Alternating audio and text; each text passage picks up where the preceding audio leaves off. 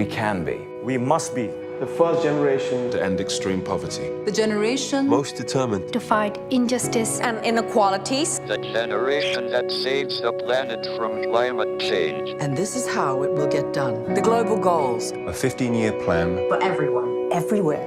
with no one left behind. We will live in a world Where nobody anywhere lives in extreme poverty. where no one goes hungry. where no one wakes in the morning Asking if there will be food today. We will live in a world where no child has to die. Diseases we know how to cure. And where proper health care Is a lifelong right for us all. We will live in a world Where everyone goes to school and education gives us the knowledge and skills. for a fulfilling life. We will live in a world where all girls and all women have equal opportunities to thrive. And be powerful And safe. we cannot succeed if half the world is headed back. We will live in a world Where all people can get clean water. And proper toilets at home. at school. and at work. We will live in a world where there is sustainable energy for everyone. Heat, light, and power for the whole planet. without destroying the planet. We'll live in a world where economies prosper. And new wealth leads to decent jobs. For everyone. And we will live in a world where our industry, Our infrastructure and our Best innovations Are not just used to make money, but to make all our lives better. we will live in a world Where prejudices and extremes of inequality are defeated. Inside our countries, And between different countries. where people live in cities and communities That are safe, progressive, and support everyone who lives there. where we replace what we consume. Planet where we put back What we take out of the earth. We live in a world that is decisively rolling back the from threat of climate change. where we restore and protect the life in our oceans and seas. will restore and protect Life on land. The forests, animals, the earth itself. With peace between and inside countries. where all governments are open. And answer to us for what they do at home and abroad. and the justice rules. With everyone equal before the law. where all countries and we their people, Work together. partnerships of all kinds, To make these goals a reality. These are the United Nations global goals. for sustainable development. Let's get to work.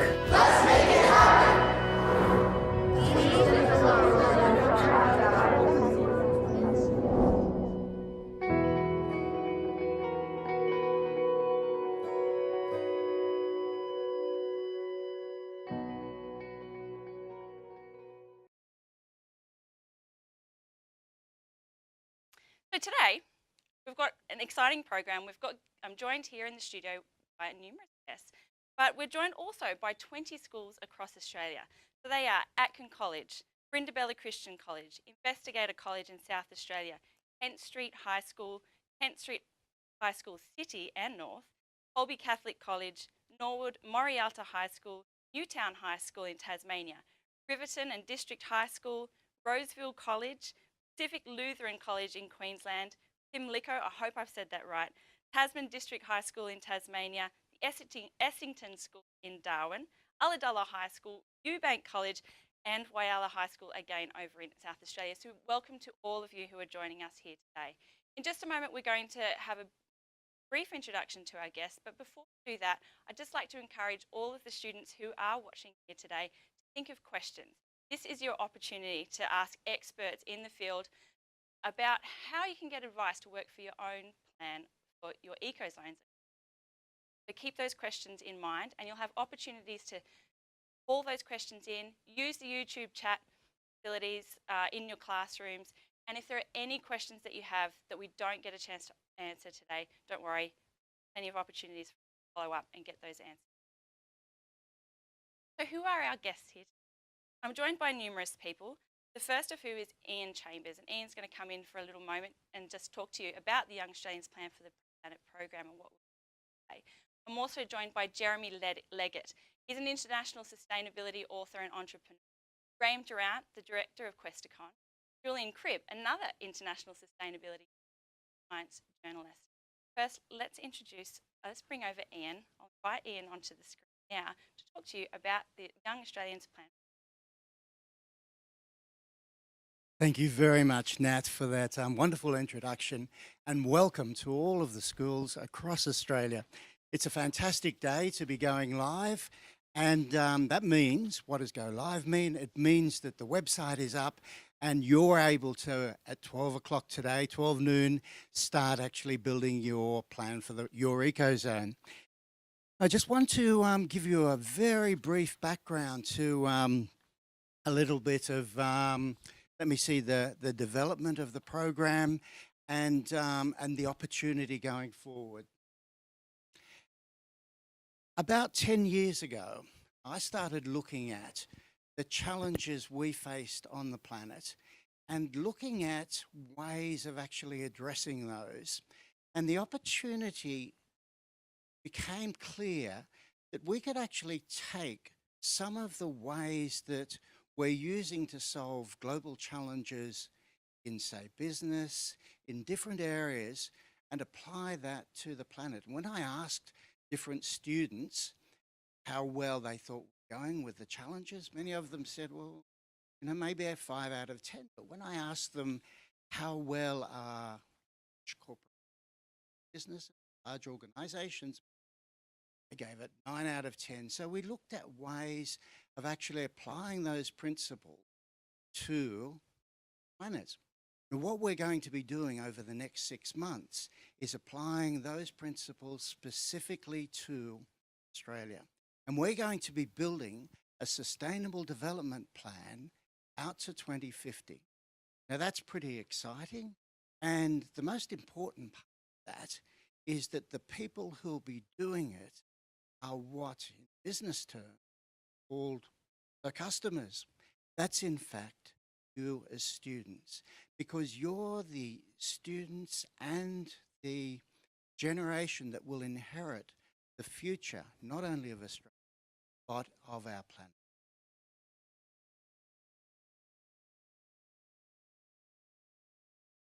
Because this is very much about our future, but your voice. Your voice is important in 2 ways. The first component is that you're designing the future of Australia out to 2050. But the second part of this is that your voice is important as we roll out this pilot.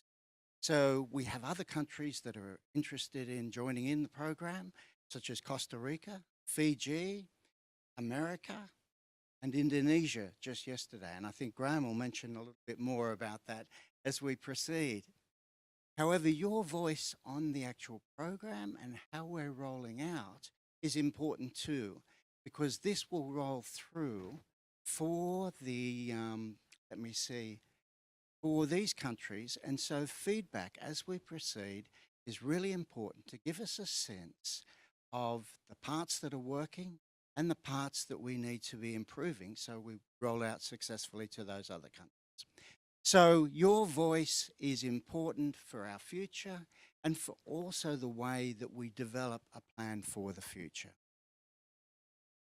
Now, one of the questions that's often asked, and I thought was very relevant to when we're developing this, if we had a visitor from outer space and they looked at planet Earth, their immediate request would probably be to ask to see the manager.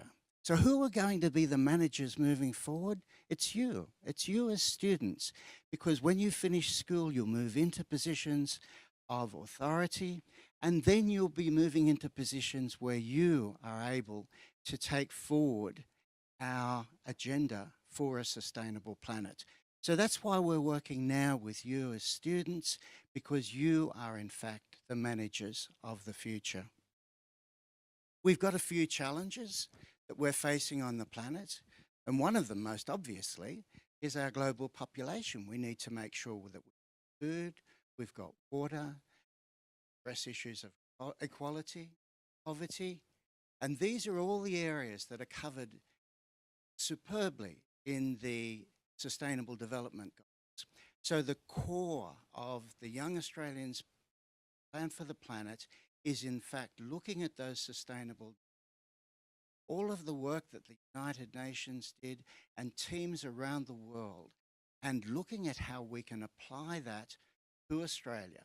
Now, we've broken it down to make it quite simple, so that we've broken Australia down into 20 parts, and each school's after a particular part called ecozone.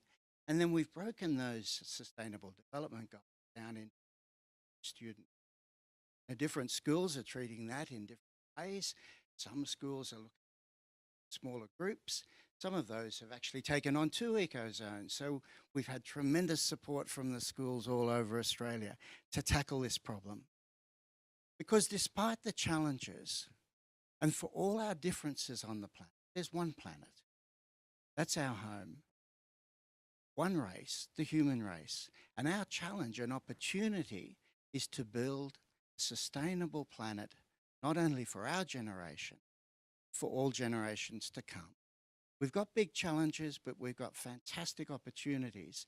And there's opportunities not only in technology, science, in career, but right across the broad range of economics, geography, science, all of the areas in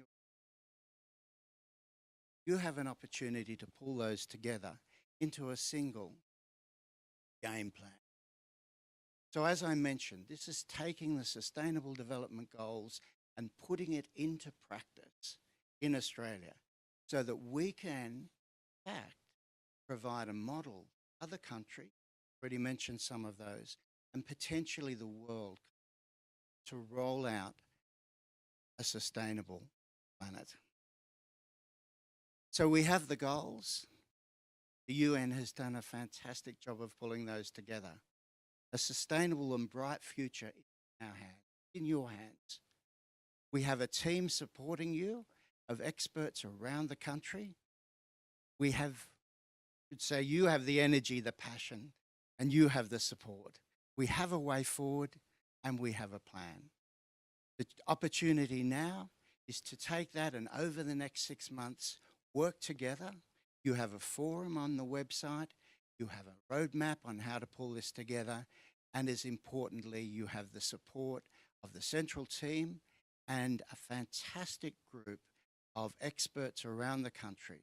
Foundation for Young Australians, Inspiring Us, UN Youth, Questacon. We have a great team as well as the supporting universities, a great team to support you. At this point, I'm going to hand across to Graham Durant, the director of Questacon, to tell you a little bit more about the involvement and also introduce our next speaker. Okay, thank you, Ian. Hi guys, I'm Graham. I'm the director of Questacon, and it's great to have you with us today. We're really pleased to be able to support this program. About 50 years ago, I was probably in your position, sitting in a school classroom, wondering what on earth I was going to do with my life. And I eventually decided I was going to study geology and went off to university to study geology. And from that time, I had a very, very strong focus on planets and how it works. And one of the other guys who came along to study geology is sitting alongside me today, Jeremy. And you know, here we are 45 years later, meeting up again here in Canberra. And we've both been on incredible journeys in our various careers. And I could never have predicted I would end up as Questacon's director. And I'm sure Jeremy probably would never predict where he's ended up. And he's had a really exciting journey. And so I'm going to introduce Jeremy as a key speaker, because Jeremy started off as an oil company geologist, and he then started to realize that there's a bit of a problem in the supply of fossil fuels. He went on to become a scientific director of Greenpeace, and then set up a solar company in the UK, and it's now the UK's largest solar company. And for the last few years, he's been a commentator and a watcher of how the energy transition has been playing out on the planet.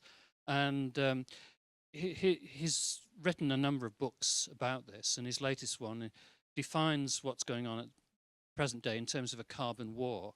the war to decarbonize our planet so that we can keep global warming down to a reasonable, manageable temperature. So without further ado, let me hand over to Jeremy, and he can tell you a little bit more about his story, and then you get a sense of what he is and where he is. So, Jeremy. I got worried about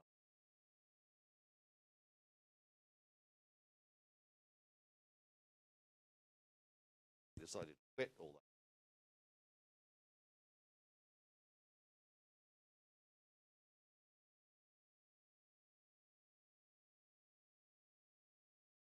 There sort of took the view that the community was important in beating the problem, proving to be, I think.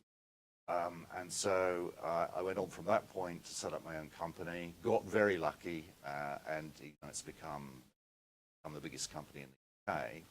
And one of the things we do to try and, foster this spirit of sustainability and capture these sustainable development goals is we give away 5% of our profits. I wish all companies would do that, and I'm spending a lot of my time trying to persuade them to do it, because you don't miss 5% of your profits. And what we've done with that is we've set up a charity called SolarAid that builds markets in Africa for these.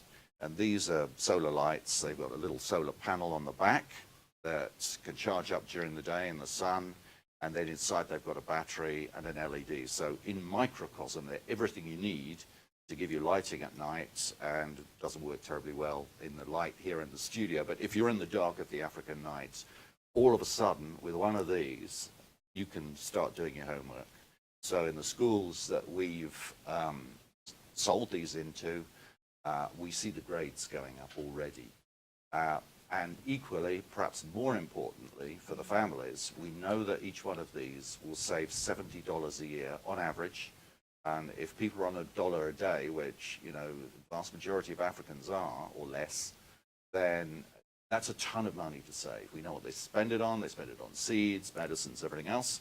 So there's a sort of virtuous circle here. We sold 1.8 million of these and counting. That's more than anyone else in Africa. And it's, we're rather pleased that we've been able to do this. So the bigger picture, just a few thoughts on that. I call my book The Winning of the Carbon War because I think we've started to win. And that's for three reasons. The first is there's a critical mass of people in civilization. Sorry. Okay. All right. So I'm talking into this now. There's a critical mass of people, governments, states, companies, communities in civil society that have woken up to this problem. Obviously not everyone, but a critical mass of people, so it's happening. And a perfect example of that, just last week, after the depressing spectacle of Mr. Trump being elected in America, the rest of the world gathered in Marrakesh at their annual climate summit, and people who wanted to drag their feet in the face of that could have done so. But 195 countries, that's all the independent countries, apart from the United States, signed an absolutely strong declaration saying, basically, Mr. Trump, if you retreat from the climate treaty that was signed in Paris, then we're all going to go ahead. And this includes oil states like Saudi Arabia. So that's where we are with the efforts of governments and communities and companies. Second of the three is that the technology that this captures in microcosm is just racing towards us at great speed.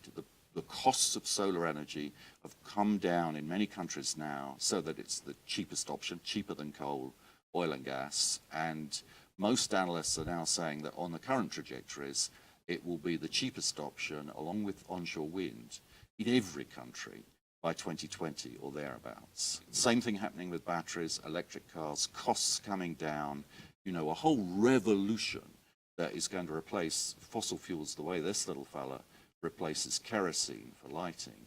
And that is going to happen much faster than people think. And there's an element of inevitability about this. People may elect politicians that are going to dig in and, dig coal, like Mr. Trump says he will. But, what are they going to be able to do in the face of this revolution? Now, the third thing is that independently of all this, the energy incumbency, the guys who are creating the problem by producing the oil, gas, and coal, and sort of digging in many cases, pardon the pun, to defend the status quo, they're in all kinds of trouble that isn't always related to the first two dynamics that I've been talking about. And as an example of this, the oil and gas industry is being fueled by mountains of junk debt at the moment. Many of the oil companies are drilling oil and gas out of the ground at a cost of drilling that they can't then match by selling the product. That's not a sustainable business model. That's not going to work. It's got nothing to do with the environment. It's got to do with the increasing difficulty of getting this stuff, the increasing cost. And so they've clocked up $3 trillion in debt and counting, and that's just where the problems start. So all these three things together, I think, are, you know, putting wind in our sails. So when you guys do a project like the one that we've been talking about, you're working with the grain. There is a wind in global society that is behind you. Of course, you know, you're going to ultimately have to deliver on this. It's not aging people like me. It's you guys who are going to have to make this happen. And so I think you're embarked on a wonderful adventure, a wonderful project. I really wish you the very best of luck. So thanks, Jeremy. That was great. And we've got to recognise that energy transition is not the only challenge we've got.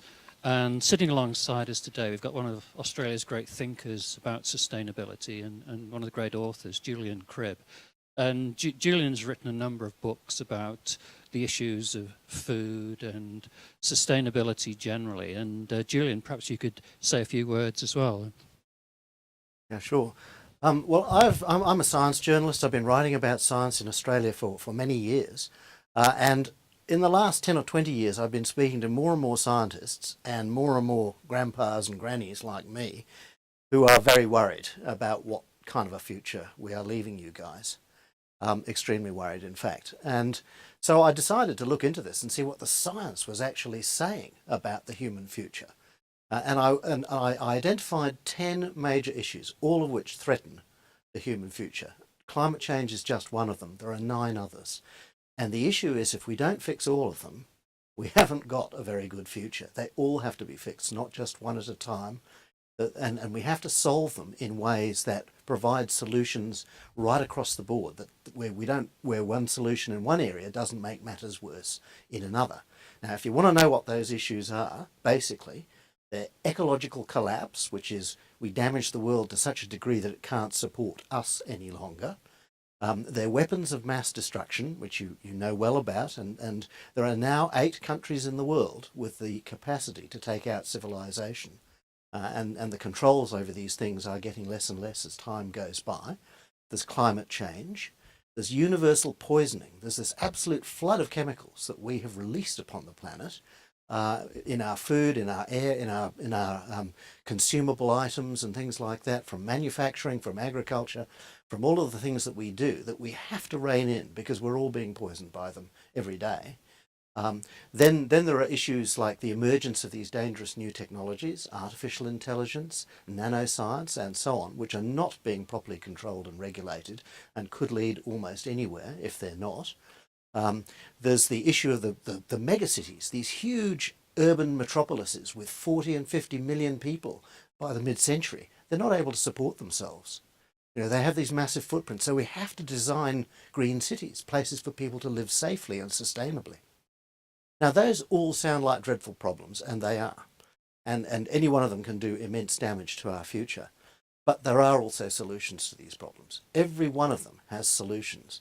And in my book, which is Surviving the 21st Century, I look at what the solutions are, the best advice from around the world, not only for governments and you know, the big people at the top end of town, but also particularly for the individual. What do you and I have to do in our lives? What are the things we can do to mitigate our impact on climate, to eat sustainably, to stop chopping down forests?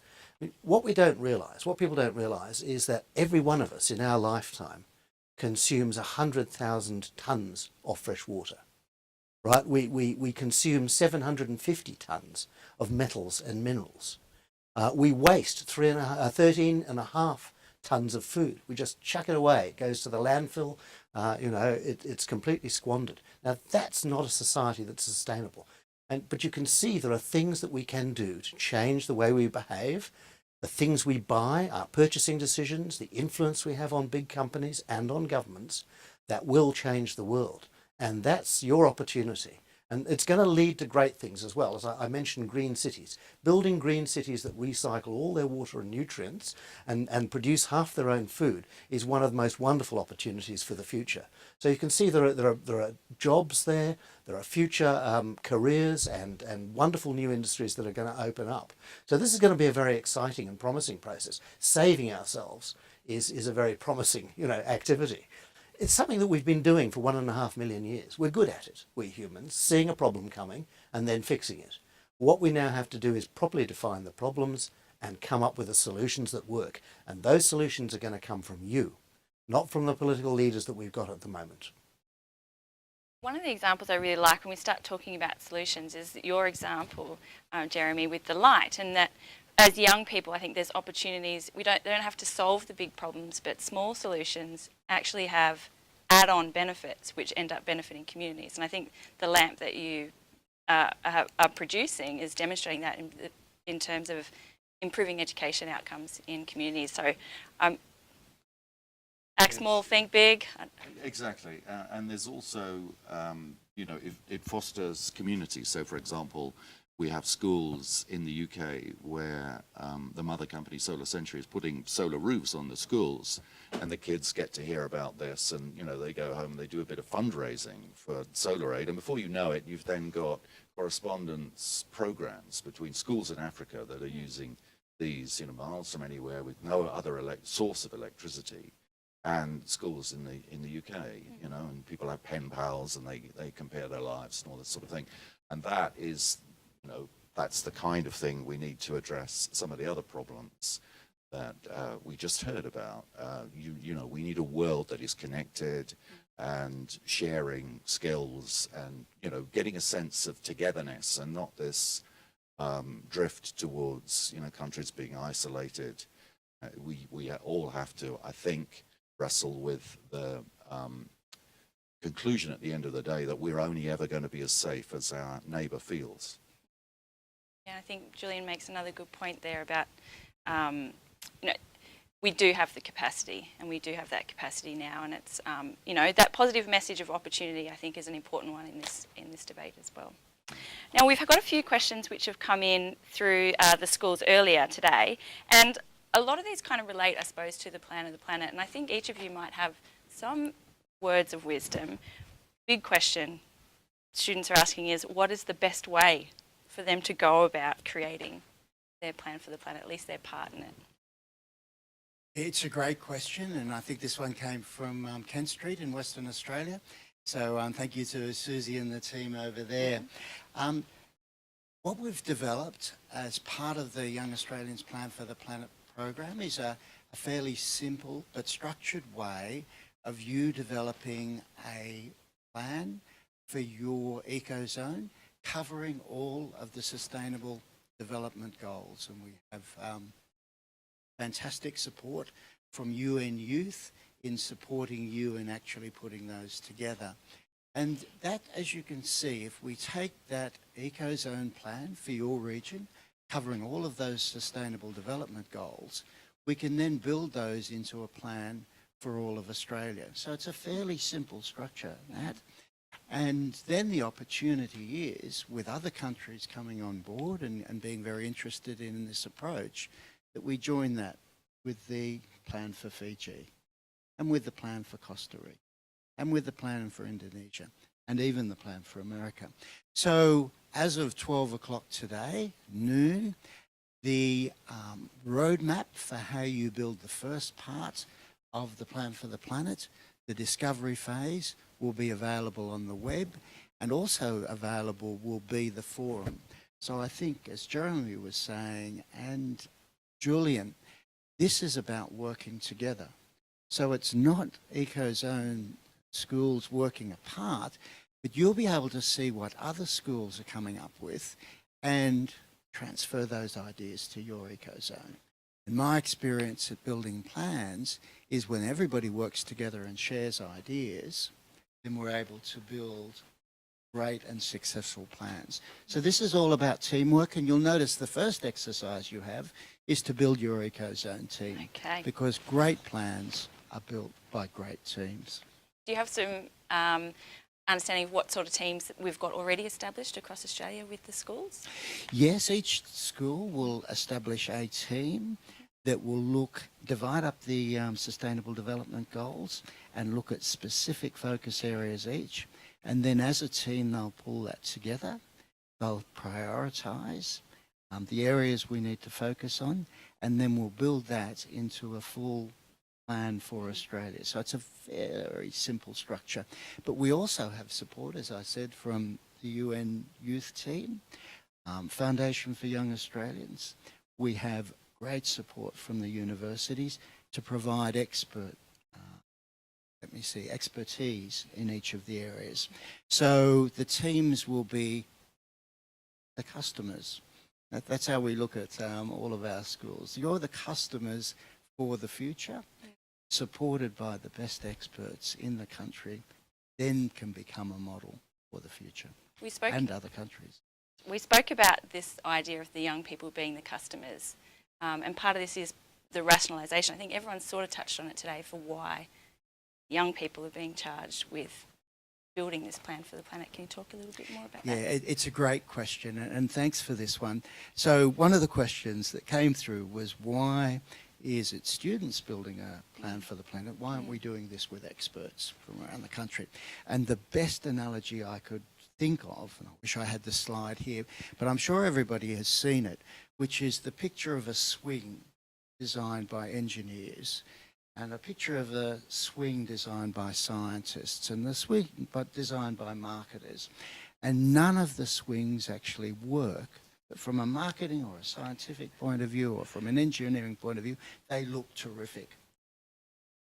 At the end, it has the swing designed by students, we'll say students, or the customer, and that's a simple swing that works. So what we're looking at here is students, the future generation, the millennium generation, being the customers. Now, you're the customers of the future. And the best examples I've ever found of great plans and great building is by customers, supported by all of the experts. But in the end, customer defines what they want. So what you have the opportunity with building the plan for Australia is defining what you want the future of Australia to look like, with all of the support and expertise around Australia and a team who makes sure that support. So it's an exciting opportunity, but it's all back to the customer comes first, and all of the students on the course are the customers of. Now, we were all students once.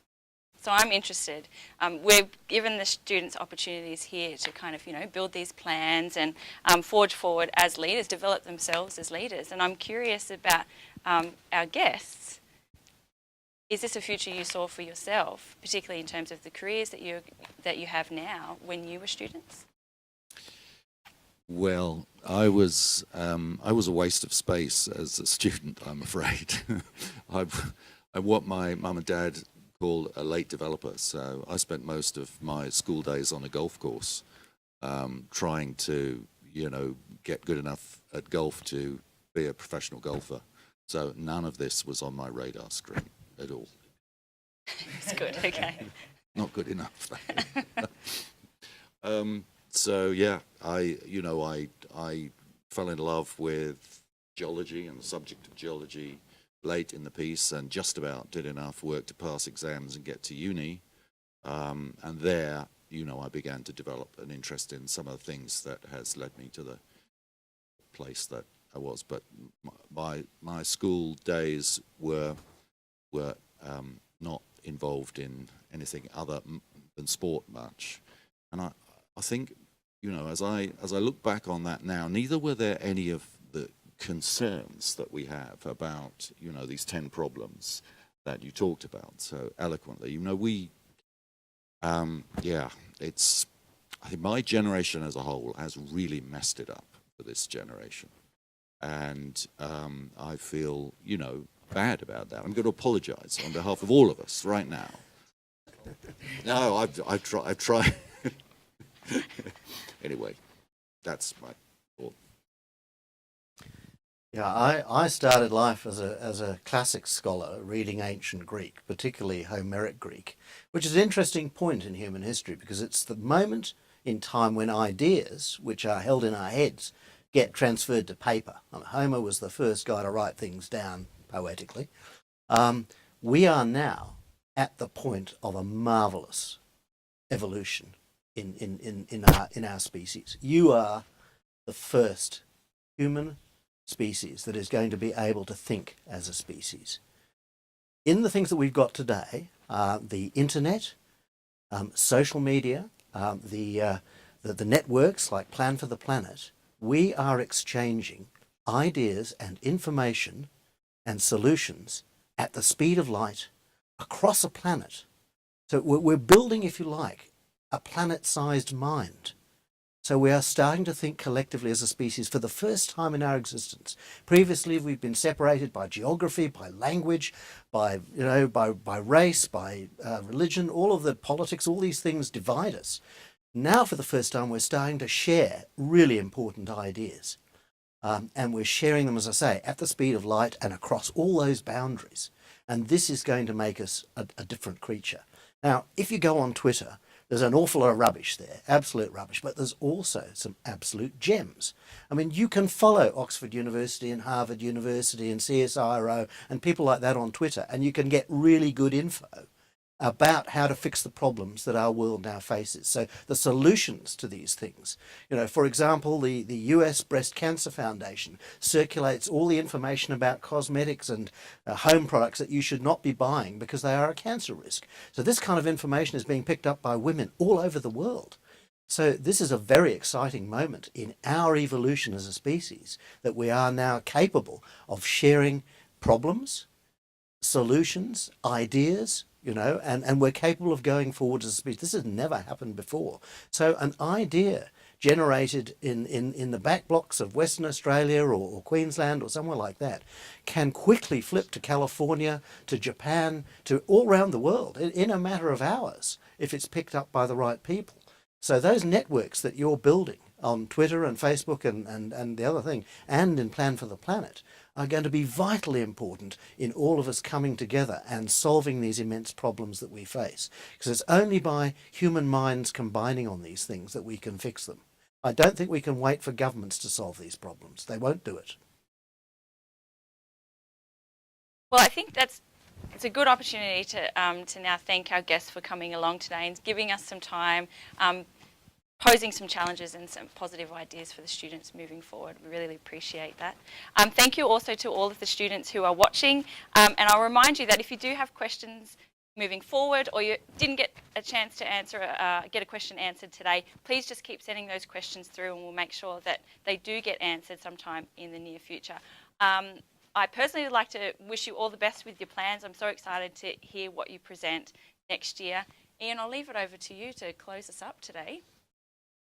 Thank you very much, Natalie. Thank you, Julian. Thank you, Jeremy. Thank you, Graham.